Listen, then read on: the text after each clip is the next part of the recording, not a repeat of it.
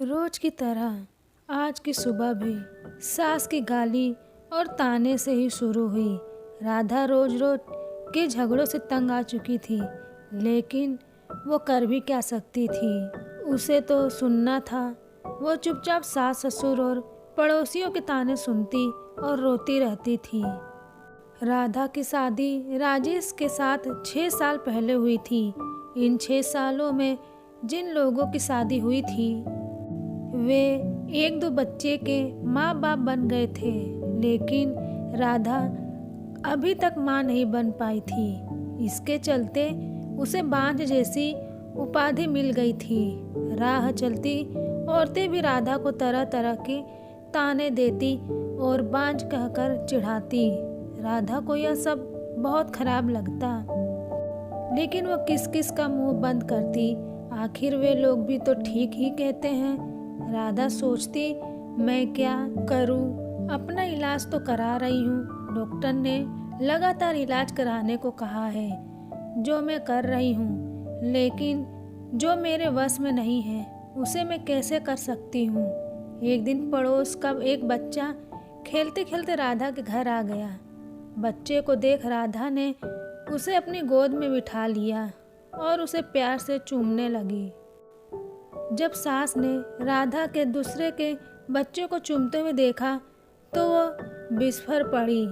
वो उसकी गोद से बच्चे को छीनते हुए बोली, कलमुही, बच्चा पैदा करने की तो ताकत नहीं है, दूसरों के बच्चों से अपना मन बहला लेती है। अरे तू क्यों डालती है अपना मनहूस साया दूसरों के बच्चों पर? तू तो उस बंजर जमीन की तरह है जहाँ फल तो दूर घास भी उगना पसंद नहीं करती। जब राधा से सास की बातें नहीं सुनी गई तो वह अपने कमरे में जाकर अंदर से दरवाजा बंद कर रोने लगी। रात को राजेश के आने पर राधा ने रोते हुए सारी बात उसे बता दी और बोली, मैं बड़ी अभागिन हूँ, मैं किसी की इच्छा पूरी नहीं कर सकती, ऊपर से मुझ पर बांझ होने का धब्बा भी लग चुका है। राधा की बातें सुन राकेश ने कहा, तुम माँ की बातों का बुरा मत मानो, उन्हें ऐसा नहीं करना चाहिए। हर माँ बाप की इच्छा होती है कि उनके परिवार को आगे बढ़ाने वाला उनके रहते हुए ही आ जाए। तुमसे यह इच्छा पूरी नहीं होते देख कर माँ तुमसे उल्टी सीधी बातें बोलती हैं। तुम चिंता मत करो, तुम्हारा इलाज चल रहा है, तुम जरूर माँ बनोगी। राधा बोली, मेरी एक सहेली थी, वह भी बहुत दिनों बाद माँ बनी थी। माँ बनने में देर होते देखकर जब उसने अपना इलाज कराया तो जांच में उसमें कोई कमी नहीं पाई। कमी उसके पति में थी। जब उसके पति ने इलाज कराया तभी वह माँ बन सकी। हो सकता है उसी की तरह आप में भी कोई कमी हो, इसलिए मैं चाहती हूँ कि आपकी एक बार अपना इलाज करा लेते। राधा की बात सुनकर राजेश भड़क उठा। मुझ में भला क्या कमी हो सकती है? मैं तो बिल्कुल ठीक हूँ, मुझ में कोई कमी नहीं है। मेरी चिंता छोड़ो, तुम अपना अच्छी तरह इलाज कराओ। मैं मानती हूँ कि आप में कोई कमी नहीं है, लेकिन तसल्ली खातिर राधा ने सलाह देने के ख्याल से ऐसा कहा। लेकिन राजेश ने उसकी बात बीच में ही काट दिया। नहीं राधा, तसल्ली वगैरह कुछ नहीं, मैंने कहा ना कि मुझ में कोई कमी नहीं है। राजेश ने उसे डांट दिया। पति के भड़के मिजाज को देख राधा ने चुप रहना ही उचित समझा। शहर के बड़े से बड़े डॉक्टर से उसका इलाज हुआ, फिर भी उसकी कोख सुनी ही रही। डॉक्टर के जांच के दौरान उसमें कोई कमी नहीं पाई। देखो राधा, रिपोर्ट देख के बाद तुम में कोई कमी नजर नहीं आती। शायद तुम्हारे पति में कोई कमी होगी। तुम एक बार उसे भी इलाज कराने की सलाह दो। डॉक्टर ने उसे समझाया। अब राधा को पूरा भरोसा हो गया था कि उसमें कोई कमी नहीं है। माँ बनने के लिए कमी उसके पति में ही है, लेकिन उसे कौन समझाए। उसे राजेश के गुस्से से भी डर लगता था। एक दिन किसी राधा की सास को बताया कि पास ही गांव के मंदिर में एक बाबा रहते हैं जिसकी दुआ से हर किसी का दुख दूर हो जाता है। सास ने ये बात अपने बेटे राजेश को बता दी और राधा को बाबा के पास भेजने को कहा। रात को राजेश ने राधा से कहा, कल तुम मंदिर चली जाना। ठीक है, मैं चली जाऊंगी, लेकिन मैं डॉक्टर के पास गई थी।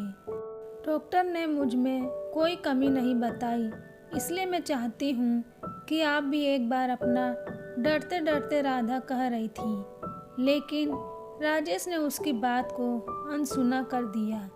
राधा, मैं कहीं नहीं जाऊँगा, तुम कल मंदिर में बाबा के पास चली जाना। ऐसा कहकर राजेश सो गया। राधा ने भी अपने माथे पर लगा बांझपन का धब्बा मिटाने के लिए बाबा के पास जाकर उससे दुआ लेने की सोच ली। दूसरे दिन सवेरे नहा धोकर वह बाबा के पास चली गई। मंदिर में लगी भीड़ को देख कर उसे भरोसा हो गया कि वह भी बाबा की दुआ पाकर माँ बन सकती है। राधा बाबा के पैरों पर गिर पड़ी और कहने लगी, बाबा मेरा दुख दूर करे।